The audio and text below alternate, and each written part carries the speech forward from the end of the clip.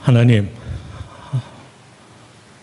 나의 입에 담는 말들과 우리가 가슴 깊이 묵상하는 것들과 그리고 우리의 삶 속에서의 행실이 우리의 구원자가 되시며 힘이 되시는 하나님이 보시기에 합당한 것들이 될 수 있도록 인도하여 주시옵소서.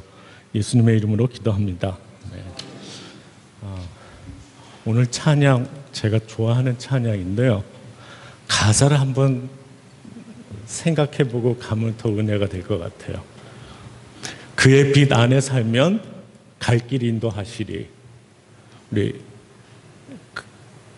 우리 하나님 말씀이 그런지 아니면은 하나님이 갈 길을 인도하시니까 빛 안에 살 수 있는지 한번 생각하면은 거기에 루터란의 정체성이 나올 것 같아요. 주께서 갈 길을 인도해 주시니까 우리가 빛 안에 살 수 있는 거잖아요. 2절에 가면은 엎드려 기도하면 주님이 들으시리. 누워서 기도해도 들으시고 서서 기도해도 들으시고 다 들으세요. 기도를 해주시게 우리의 마음을 움직여 주시는 분도 하나님이시잖아요. 그렇죠? 그게 우리가 루터란적인 것 같아요. 오늘 아침 이 시간에도 우리 하나님 아버지와 우리의 주님 되시는 주 예수 그리스도로부터 오는 풍성하게 넘치는 은혜와 평화가 이 자리에 함께한 여러분들과 그리고 저의 마음속에도 항상 함께 있으시기를 바랍니다. 오늘 아침 전 세계 그리스도인들이 함께 있는 렉셔너리의 복음서 구절이 저희 루터교 달력에 적혀있는 복음서 구절과 무슨 이유에서인지 조금 다릅니다.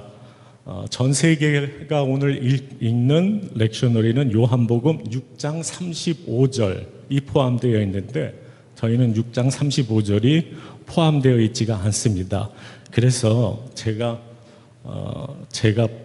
다시 한번 제가 읽도록 하겠습니다. 여러분은 그냥 들어주시면 됩니다. 예수께서 그들에게 말씀하셨다. 나는 생명의 그 빵입니다. 내게로 오는 사람은 결코 배고프지 않고 나를 믿는 사람은 다시는 목마르지 않을 것입니다. 이때 유대인들은 나는 하늘에서 내려온 바로 그 빵입니다 라고 하신 예수의 말씀이 못마땅해서 궁시렁거리기 시작하였다. 아니 저 사람은 요셉의 아들 예수가 아닌가? 그의 부모를 우리가 다 알고 있지 않은가? 그런데 자기가 하늘에서 내려왔더니 말이 되는가 하였다. 그때에 예수께서 그들에게 말씀하셨다. 무엇이 그렇게 못마땅합니까? 나를 보내신 아버지께서 이끌어 주시지 않으면 아무도 내게 올 수 없습니다. 그리고 내게 오는 사람은 마지막 날에 내가 살릴 것입니다. 예언서에 기록되어 있기를 그들은 모두 하나님의 가르침을 받을 것이다 라고 하였습니다.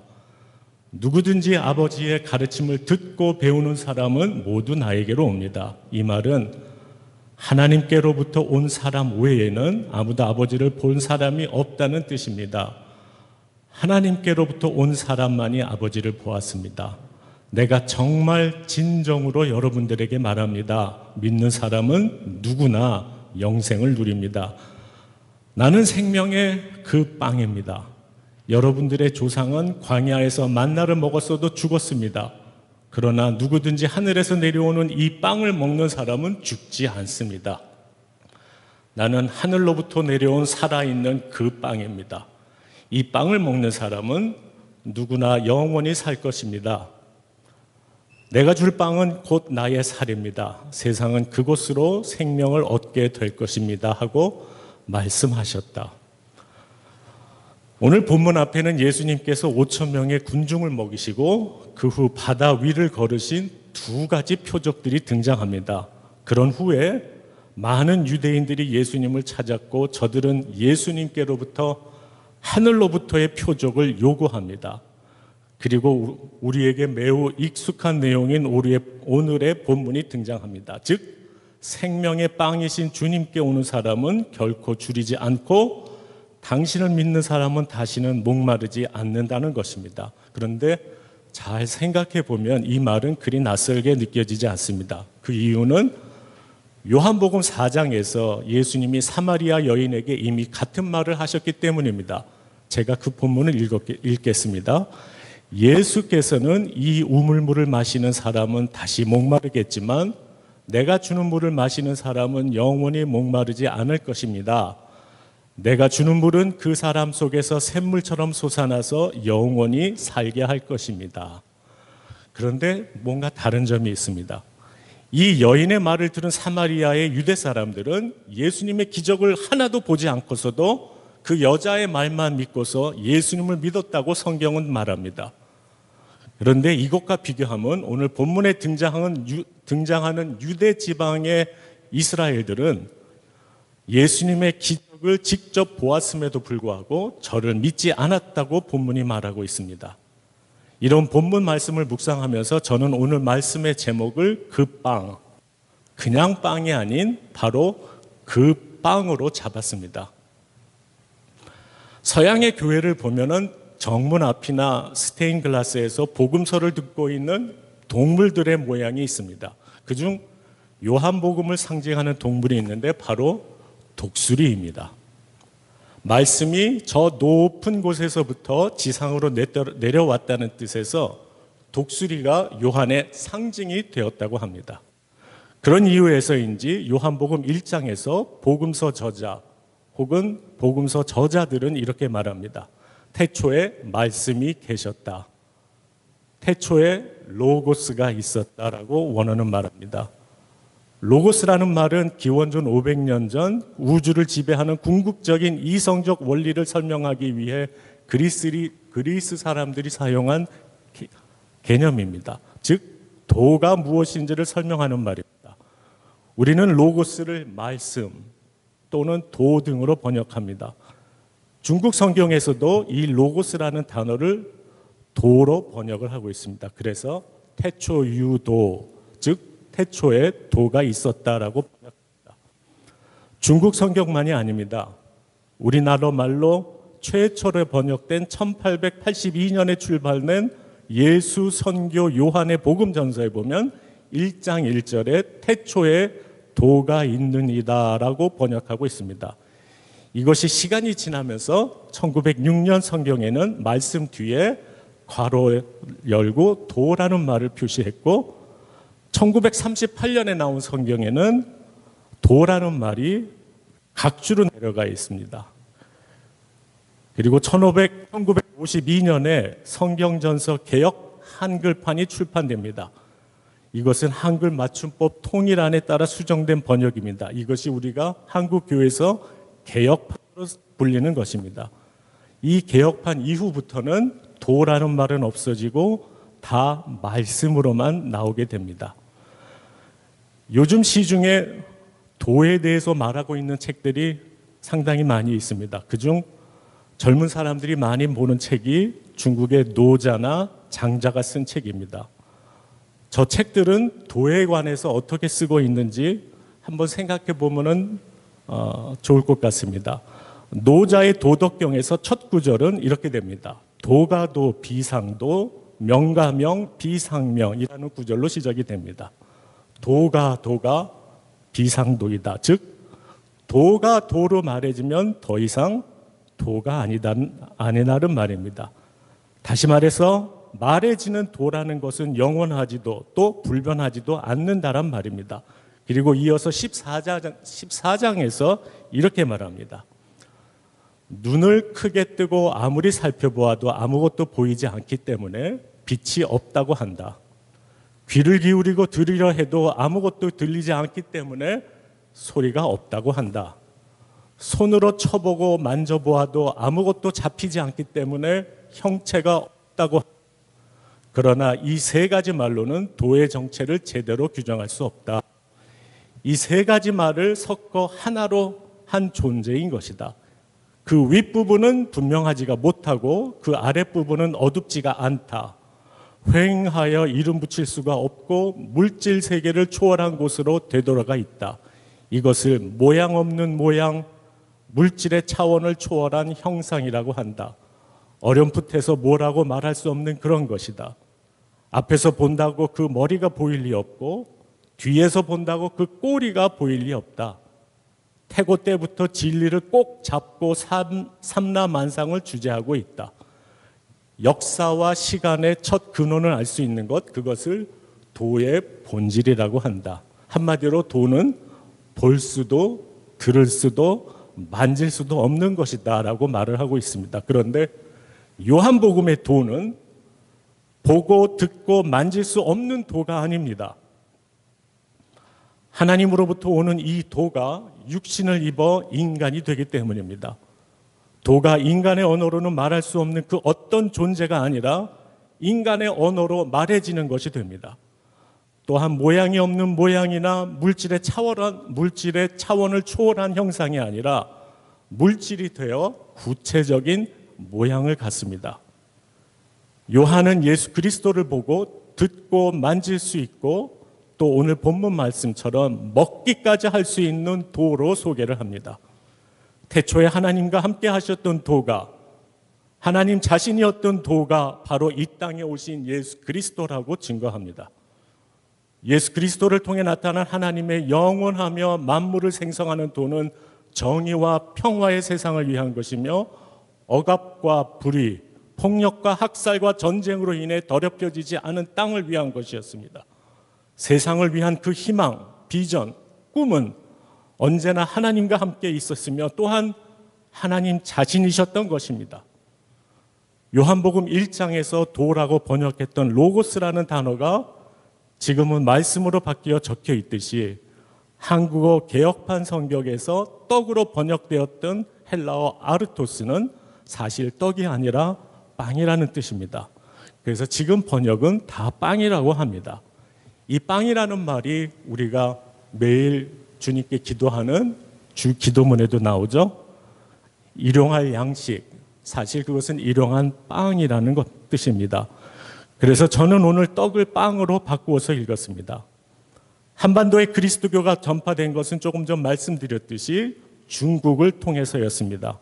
당시 중국은 지금도 그렇지만 몇몇 고유 명사들을 음차하고는 했습니다. 다시 말씀드리면 한자로 뜻이 아니라 그 발음으로 번역을 했습니다. 그 과정에서 성경의 빵, 빠오라는 그 포르투갈어로 빠오라는 발음을 한자 성경으로 적다 보니까 한국말로 병자를 썼습니다. 병자를 중국 사람은 삥 이렇게 읽습니다. 어저께 찾아봤습니다. 그래서 그 성경이 한반도로 전파되었을 때 이게 음차된 것인 줄 몰랐던 한반도의 기독교인들은 병자를 있는 그대로 해석해서 떡으로 받아들였고 그게 퍼져서 지금도 한국어판 성경에는 아직도 빵을 떡으로 표현하게 되었습니다. 하지만 새로 번역되어 나오는 새 번역이나 공동 번역에서는 빵으로 번역을 합니다. 오늘 본문에서 예수님께서 몇 번이나 사용하신 바로 그 떡을 좀 더 유심히 살펴보고자 합니다. 다시 본문으로 돌아갑니다. 예수님은 그 전이나 그 이후의 모든 랍비들과 마찬가지로 이야기하는 것을 좋아하셨습니다. 이것은 굉장히 유대적인 모습입니다. 복음서들에 보면 예수님이 하셨다고 하는 이야기들이 대개 한 60개 정도가 나오는데 주님은 이 이야기라는 수단을 통해서 그의 메시지를 전하셨습니다. 오늘 본문에서도 예수님은 자신을 빵이라는 상징을 통해 이야기하고 계십니다. 즉 요한복음의 저자 혹은 요한복음의 저자들은 오늘 본문에서 빵과 예수 그리스도를 동일시하는 구도를 만들었습니다. 예수님께서 그곳에 모인 유대인을 향하여 바로 생명의 그 빵인 나에게 오는 사람은 결코 줄이지 않고 다시는 목마르지 않을 것입니다 라고 하신 것입니다. 결코 줄이지 않고 다시는 목마르지 않을 빵. 그 빵은 어떤 것입니까? 오늘 주어진 본문을 갖고서 씨름하면서 저의 생각은 빵이라는 단어에 정관사가 붙었다는 것에서 멈췄었습니다. 다시 말씀드리면 오늘 예수님이 말씀하신 빵은 그냥 빵이 아니라 그 빵입니다. 바로 그 빵. 헬라어는 앞에 호가 더 붙어서 호아르토스입니다. 에고 에이미 호아르토스. 주님은 내가 바로 그 생명의 빵이다라고 말씀하신 겁니다. 정관사를 사용해서 좀 더 특정한 의미를 갖고 있는 그 빵은 오늘 우리에게는 막연하게 들리고 추상적으로 들리지 모르지만 성서시대의 신자들, 특히 유대인 그리스도인들에게는 추상적으로 들리지도 않고 저들은 추상적으로 사용하지도 않았습니다. 다시 말씀드리면 정관사를 사용한 그 빵이 무엇을 뜻하는지 그곳에 있던 유대인 무리들은 이미 알고 있었다는 뜻이 됩니다. 유대교 전통에서 빵은 종종 하나님의 말씀을 뜻하는 단어로 사용되었습니다. 물론 그곳에 모인 유대인들은 저들의 조상들이 광야에서 먹었던 하나님이 내려주신 그 빵을 생각했을 수도 있을 것입니다. 저는 예수님께서 자신이 하늘로부터 내려온 신적인 음식이라는 말씀을 상징적으로 하고 계신 것이라고 생각합니다. 하지만 저들은 실제적 혹은 물질적 빵을 생각하고 있었던 것입니다. 그래서 저들은 예수님께서 5천 명을 먹이신 그 기적 같은 빵을 생각했지 예수님 자신이 빵이 돼서 우리에게 오셨다는 것은 생각하지 않았습니다. 우리는 과연 오늘 주님이 하신 말씀을 잘 믿고 있는지 잘 모르겠습니다. 생명의 빵이신 예수님을 먹는 자들이 다시는 줄이지 않고 생수이신 예수님을 마시는 자들이 다시는 목마르지 않다는 것을 과연 우리가 잘 믿고 있는지 저는 잘 모르겠습니다. 사실 저는 이것을 믿기가 참 어렵습니다. 이상하게 생각하지 마시기 바랍니다. 저는 그분이 생명의 빵이신 것을 믿고 또 그분이 영원히 마르지 않는 생수인 것을 믿습니다. 그런데 생명의 빵을 먹는 신자들이 다시는 줄이지 않는다는 것, 주님이 주시는 생수를 마시는 신자들이 다시는 목마르지 않는다는 것을 참 믿기가 어렵습니다. 왜냐하면 저 자신을 포함해서 한국의 교회 많은 신자들의 삶을 살펴보면 실제로 그렇게 살지 못하고 있기 때문입니다. 참 찾아보기 어렵습니다. 주님이 주신 생명의 빵을 먹는 자들이 모인 것을 우리는 교회라고 합니다. 그렇다면 우리는 이곳에서 배고픔을 느낄 수 없어야 합니다. 주님이신 생수를 마시는 자들이 모인 곳이 교회라고 한다면 우리는 목마름을 느낄 수 없어야 합니다. 그런데 저희들은 정말 목마름을 느끼지 않고 있습니까? 주님께서는 우리에게 기도를 가르쳐 주시면서 우리가 일용할 양식, 아니 정확히 표현한다면 일용할 빵, 일용할 아르토스를 구하라고 하셨습니다. 이 생명의 빵은 매일매일 필요한 만큼 우리에게 주어집니다. 일용할 양식으로 당신 자신을 생명의 빵으로 나누어 주시는 예수 그리스도가 우리와 함께 살아계시기 때문입니다. 우리는 우리의 몫으로 주어진 빵을 먹기만 하면 됩니다. 그러면 우리들은 그 어떤 주림도 그 어떤 목마름도 느낄 수 없게 될 것입니다. 그런데 말입니다. 왜 우리는 주님의 길을 따라가는 순례의 영적 여행길에서 주림과 목마름을 느끼는 것이 잘 모르겠습니다. 아무리 교회에서 믿음의 연수가 오래되었어도 아무리 직분을 가졌어도 우리는 영적인 갈증을 느낍니다. 주님이 주신 그 빵을 먹으면 배고프지 않을 것이라고 하셨는데, 나를 믿는 사람은 다시는 목마르지 않을 것이라고 하셨는데 우리는 배가 고프고 목이 마릅니다. 과연 우리가 먹는 빵과 마시는 물이 주님께서 주시는 바로 그 빵과 바로 그 물일까요? 우리가 주님이 주신 빵이 아닌 다른 어떤 빵을 먹고 있는 것은 아닐까요? 우리가 주님이 주신 생수가 아닌 다른 어떤 물을 먹고 있는 것은 아닐까요? 교회에서 먹는 빵이니까 당연히 그것이 주님이 주신 빵일까요? 교회에는 주님께서 주시는 생명의 빵과 생명의 물만 있는 곳이 아닙니다. 교회에는 주님이라는 모습은 가지지만, 주님이라는 이름은 가지지만 실은 주님의 생명의 빵과 생수가 아닌 또 다른 빵과 물이 있습니다. 영생의 말씀 자체가 아니라 그 모양을 한 또 다른 빵과 물이 있습니다. 그것은 우리가 마태복음에서 읽을 수 있는 빵입니다. 돌들을 빵으로 만들어 보라고 하는 사탄의 유혹을 주님께서 뿌리치셨을 때 등장하는 바로 그 빵입니다. 그 빵은 생명의 빵이 아닙니다. 그 빵을 먹는 자는 그 순간은 배부를지 모르지만 곧 배고플 것입니다. 생명의 빵으로 이 땅에 오신 주님께서는 돌들을 빵으로 만들라는 사탄의 유혹을 단호히 뿌리치셨습니다. 사탄아, 물러가거라. 그러나 주님의 몸이라 불리는 교회는 사탄이 돌들로 만든 빵에 손을 내밀었습니다. 이 비슷하게 생긴 빵이 참된 빵보다 훨씬 더 보기도 좋고 먹음직하게 생겼기 때문입니다. 이 돌로 만든 빵이 주님의 빵보다 훨씬 더 매력적으로 보이기 때문입니다. 투박하고 거친 참된 빵에 비해서 돌로 만든 빵은 먹기에 훨씬 더 부드럽고 혀에서 느껴지는 맛도 훨씬 더 달콤하기 때문입니다. 그래서 많은 사람들은 교회에 와서 참 예수님의 빵을 찾는 것이 아니라 나를 편하게 해주고 나에게 건강을 주고 나에게 돈과 명예까지 줄 것이라고 믿으면서 이 유사한 빵을 더 선호하게 되었고 결국은 이것을 참된 빵으로 믿게 되었습니다. 이러한 유사한 빵을 전하고 진열하는 교회에는 사람들이 붐비게 되었고 참된 빵을 전하는 교회에는 사람들이 텅 비어가게 되었습니다.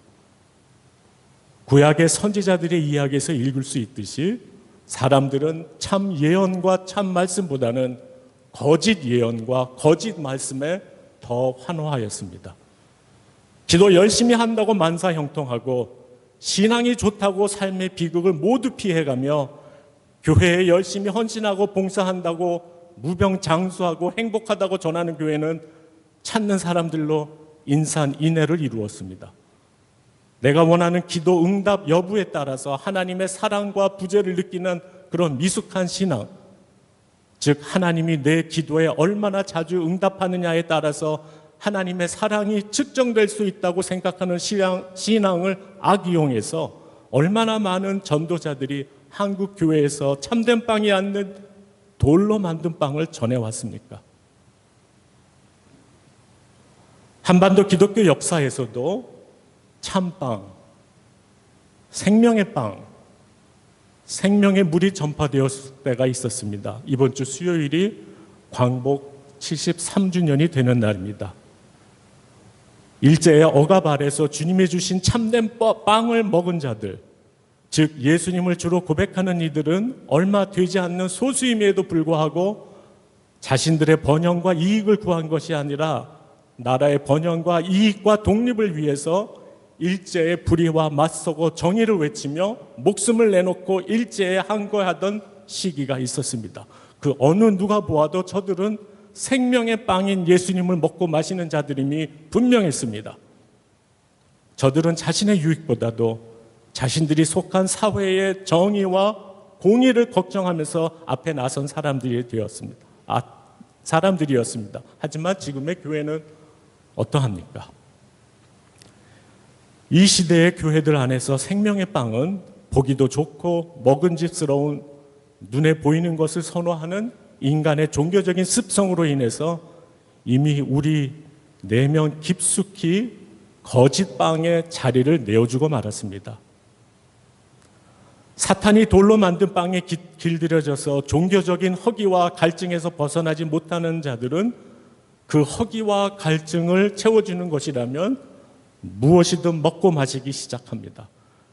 교회를 찾는 것도 오늘 본문에서처럼 오병이어의 기적을 경험한 군중들처럼 생명의 빵 자체이신 예수 때문이 아니라 자신들의 허기와 갈증을 채우기 위해서 교회를 찾습니다.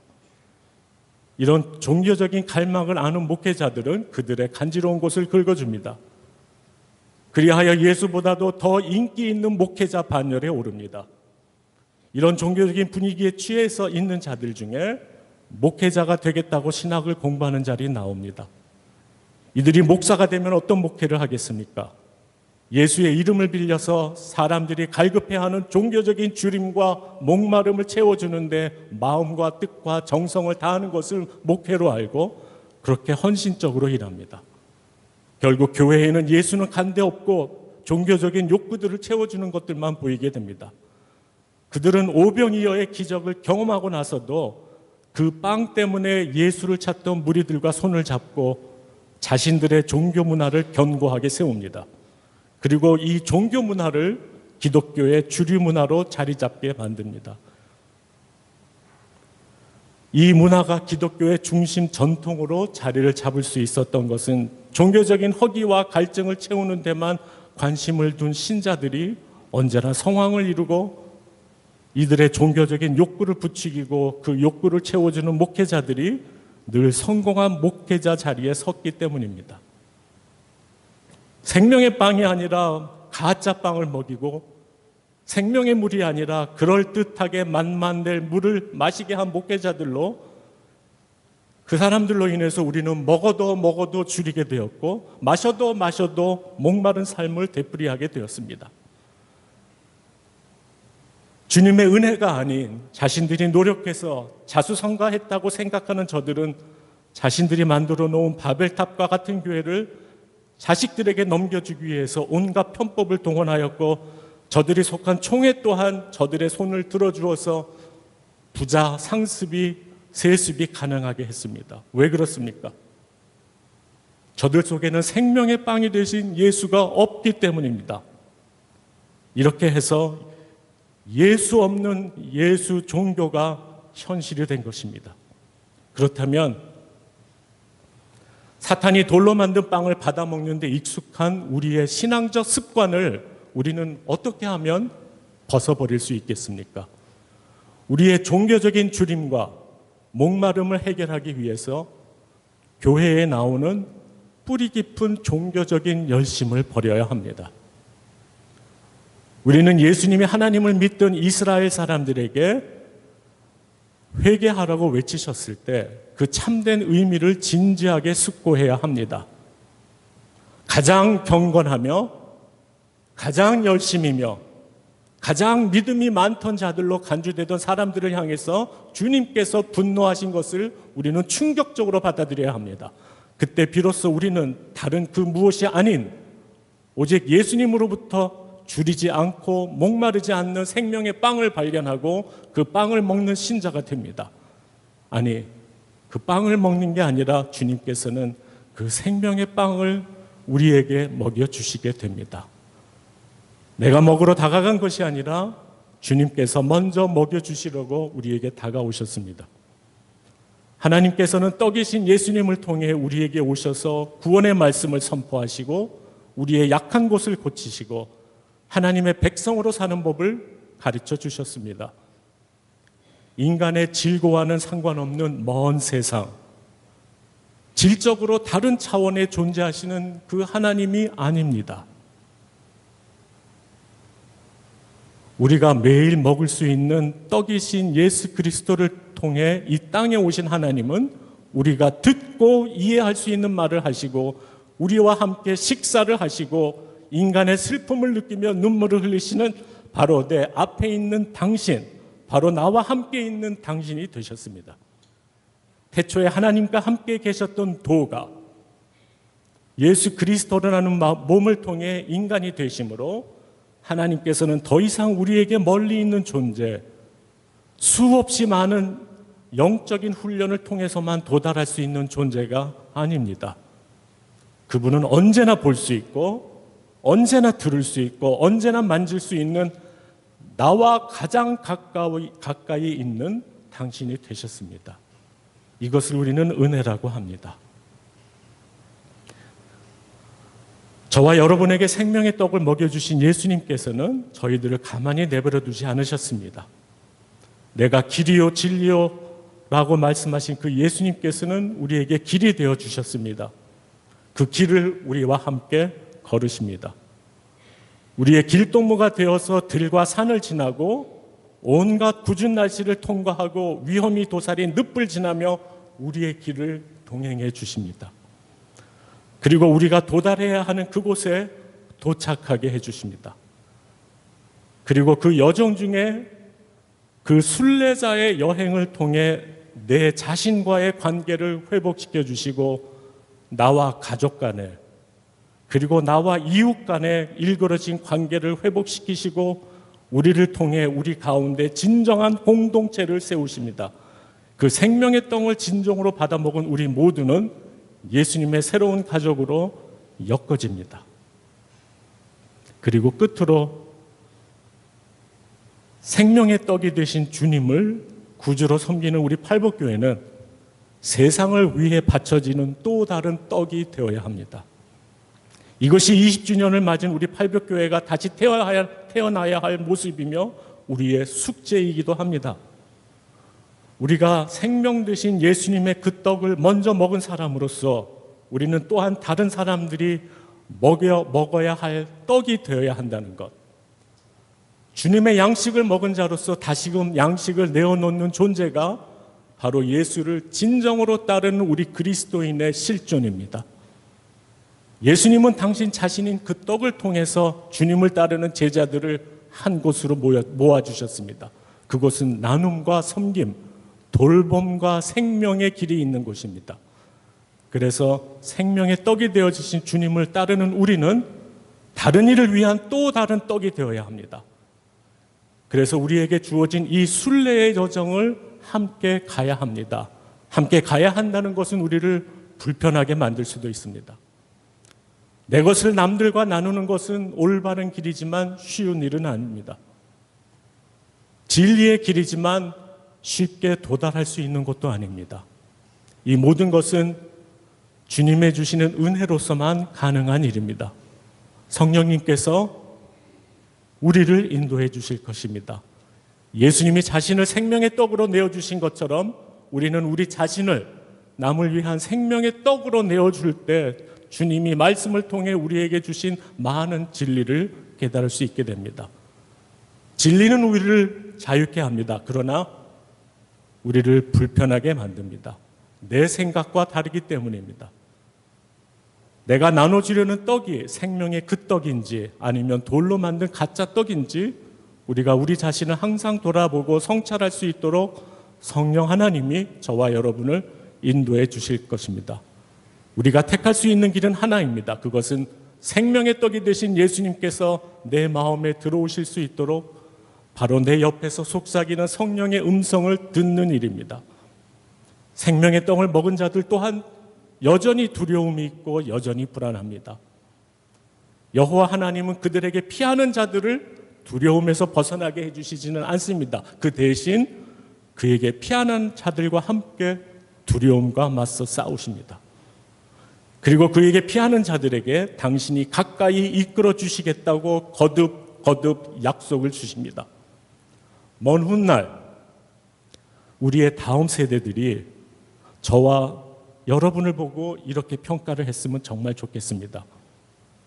저분들은 생명의 빵을 먹었으므로 다시는 줄이지 않을 사람처럼 항상 나눠주는 삶을 살았습니다. 저분들은 주님이 주시는 생수를 마셔서 그런지 모든 것을 나눠 가졌어도 다시는 목마르지 않을 것처럼 사셨습니다. 우리 인간은 어디에서 와서 어디로 가는가를 끊임없이 묻기 때문에 도인이라고 할 수 있습니다. 우리 그리스도인들은 도 되신 예수 그리스도를 믿고 따르기에 더욱더 도인이라고 할 수 있습니다. 그런데 볼 수 없고 들을 수 없고 만질 수 없는 도를 추구하는 도인이 아닙니다. 그분은 오늘도 말씀으로 들려지고 계시며 오늘도 작은 자의 모습으로 우리를 찾아오고 계시며 오늘도 십자가를 지고 골고다로 가고 계시며 오늘도 그를 생명의 떡으로 우리에게 먹여주시는 도이기 때문입니다. 그런 예수님을 따라가는 사람들, 그런 예수님을 우리의 삶을 통해 세상에 보여주는 사람들, 이것이 바로 우리의 새로운 정체성입니다. 길이 끝난 곳에서도 길이 되는 사람, 사랑이 끝난 곳에서도 사랑이 되어 길을 가는 사람, 먹을 곳이 없는 곳에서도 자신을 떡으로 내어주는 사람, 마실 곳이 없는 곳에서도 자신을 마실 것으로 내어주는 사람, 바로 이 사람이 예수 그리스도이십니다. 그리고 우리는 바로 이 예수 그리스도를 따라가는 순례자들입니다. 제가 좋아하는 음악을 들음으로써 오늘 말씀을 마치려고 합니다. 바하가 작곡한 칸타타 180번입니다. 슈미케디 올리베스일레라는 곡입니다. 굳이 번역을 한다면 오 사랑하는 영혼이여 아름답게 치장하여라, 이런 말이 되겠습니다. 1724년 라이프치히의 토마스 교회에서 성령 강림절 후 20번째 주일에 찬양하기 위해서 작곡된 칸타타입니다. 모두 7곡으로 이루어진 곡인데 그 곡의 마지막 코랄의 가사가 예수 바레스 프로테스 리벤스입니다. 나의 삶에 있어서 진정한 빵이 되어주신 예수님으로 시작이 됩니다. 한번 같이 들으시겠습니다.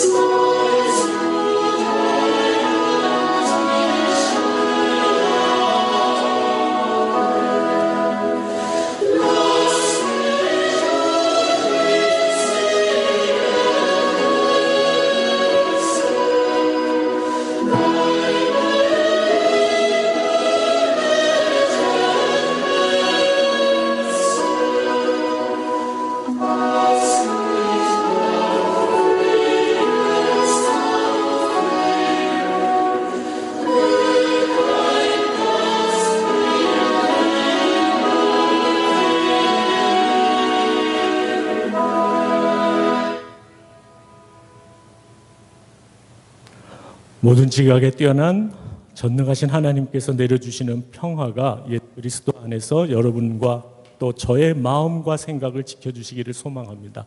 함께 기도합니다.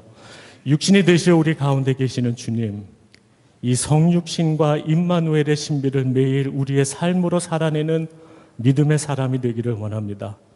이를 위해서 생명의 그 떡으로 오셨다고 하신 그 말씀을 그냥 객관적인 이야기로 흘려듣지 않고 나의 존재를 변화시키는 살아있는 사건으로 만나고 경험하게 인도하여 주시옵소서. 예수님의 이름으로 기도드립니다. 아멘.